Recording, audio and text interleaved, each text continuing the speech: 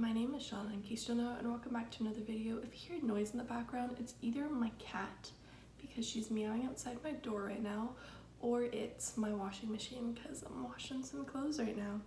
Anyways, today I'll be doing the Reaping book tag. The person who originally created this tag will be linked down in the description below. There is 13 questions, well 12 because the 13th is who do you tag? This is a very old tag, but I'm Hunger Games trash, so I wanted to do it. Also, it says that you cannot answer any of these questions with Hunger Games books or characters. So let's get into this. The first step is hunting in District 12.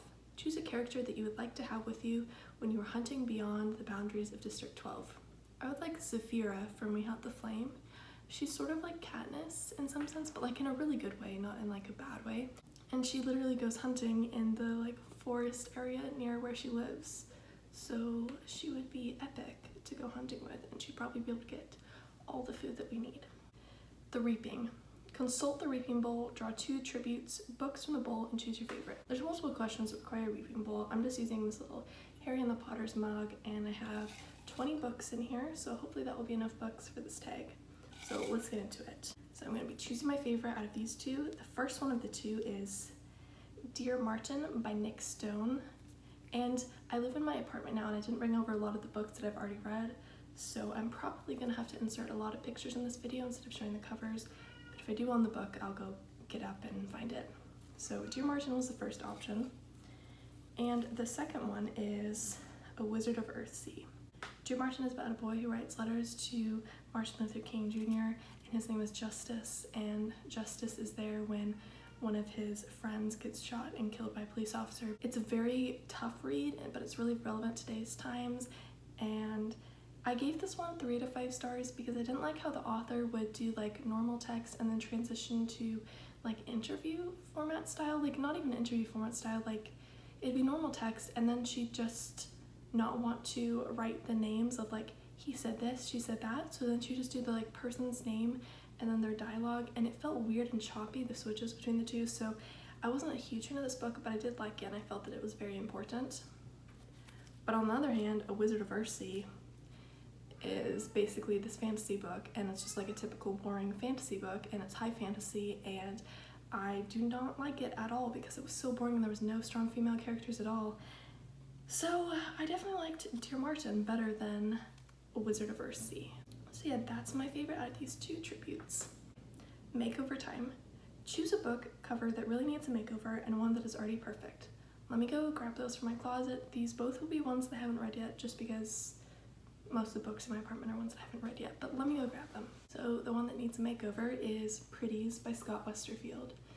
I hate books with people's faces on it. It's just literally like my random pet peeve that has to do with books, but I still read a lot of books with faces on it just because I'm interested in them. I haven't read Pretties yet, but I have read Uglies, and can this book be called Uglies because it's an ugly cover?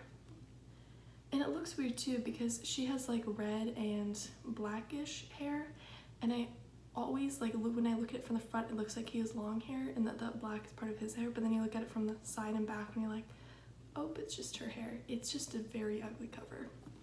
And then one that is already perfect is Scarlet by Marissa Meyer. I have read Cinder, I haven't read Scarlet yet, but this whole series has such beautiful covers, and I also like the new covers just as much because the new covers are gorgeous too. Chariot Rides.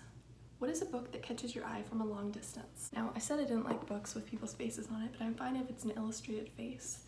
So, A Song Below Water catches my eye from a distance. It's so beautiful, and then when it's from its side, it's like a bright yellow, so you can easily spot it. And yeah, isn't this cover just gorgeous?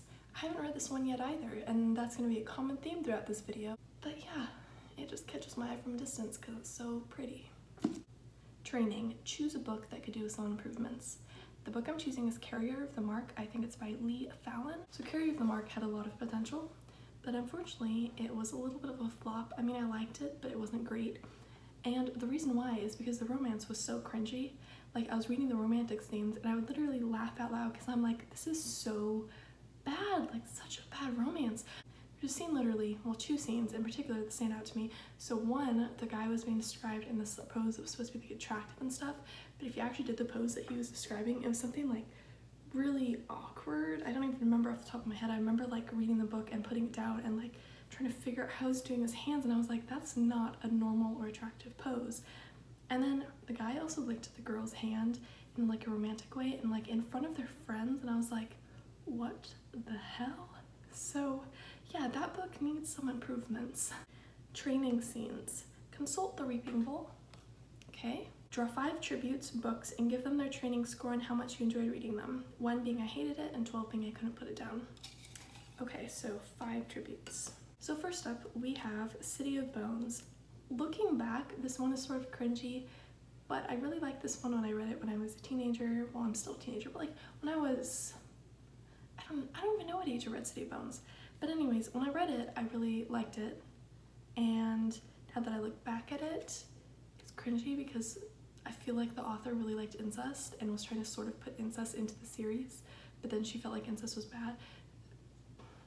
That is a really controversial thing to say, but she literally wrote a fan fiction where Ron and Jenny are a couple and they have like lots of sex. So it's like, I think she has an incest fetish. So I cringe looking back at these books, and I still need to finish the series, and I will eventually, but like, I can't give this 12 points because the author has a little bit of an incest fetish and the books make me a little bit uncomfortable to think about now. So I think I'm gonna give this 10 instead of 12 just because I've had my mind opened a little more since I read the book. So that's the first one. Now the second one, The Perks of Being a Wallflower. This is definitely 12 points for me. I absolutely love this book. It can be a little triggering for some people with mental health issues because it does talk about mental health a lot, but I feel like it's a beautiful book and the experience in high school is so well written and I love the main character, so yes, 12 points for this one. And the third book is Miss Perkins' Home for Peculiar Children. I didn't write the N in children, do you see that? Wow. So I am gonna give this one 10 points. I really enjoyed this book, but the most recent 3 books in the series are my favorite, and this one is not my favorite, even though I did really enjoy it, so 10 points. Next up is The Hobbit. Everyone knows what The Hobbit is about, and I absolutely love The Hobbit, so I'm gonna give The Hobbit 12 points. And this is the 5th one, I think. Don't come for me if I screwed up my counting. The 5th one is Aragon. I made a whole review of this book. I didn't like a lot of this book, but I did overall enjoy it. Just like, Aragon's lusting over Arya, even when Arya is like in like a coma thing, so that's like really cringy, and I gave it 3 stars, so trading points wise, that would probably be like 7 points. Yeah, I'll give it 7 points. Interviews. Choose 2 characters that you think would be capital favorites. So Daniel/Day from the Legend series. I'm just holding up the final book because this is the one that's closest to me. I don't know, I just feel like he would be really able to impress the capital people, and I feel like he has a way of talking that some people would be like, oh my gosh, I love him, you know?